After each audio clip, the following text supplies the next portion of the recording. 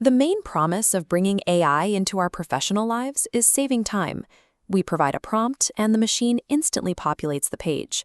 You can request a presentation, a market report, or an essay, and receive a finished product in seconds.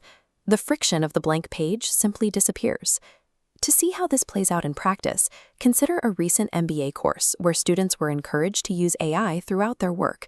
The only requirement was that they be transparent about how they used it.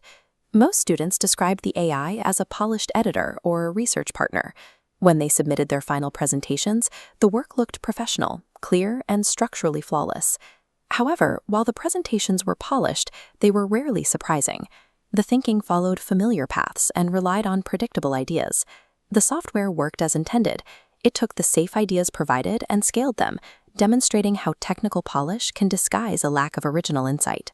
Producing something and developing ourselves were once inseparable. If you wanted to create something of value, the process of making the object was the same process that shaped your skills. True creation required the friction of questioning, experimenting, and rejecting bad ideas. The effort wasn't just about the final outcome, it was about the person doing the work. Every act of creation had two distinct results: the artifact you made and the person you became. AI has severed this link. It generates the artifact instantly, removing the personal development that was once mandatory. We now have the ability to produce outputs without undergoing any of the growth that typically comes from making them. We often treat AI as a total replacement for human effort. In reality, the technology functions as a multiplier. This AI times human intelligence framework shows that the machine's primary job is to scale exactly what is fed into it. If the thinking we provide is shallow, the AI scales that shallowness.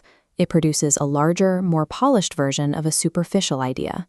But if the thinking is original and deeply considered, the machine multiplies that complexity, turning a strong human insight into something even more profound.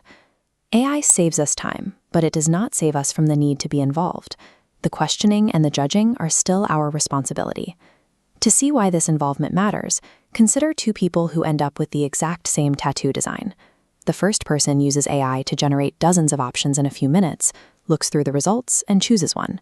The second person spends weeks working with a human artist. They sketch, talk through concepts, and discard ideas that don't feel right.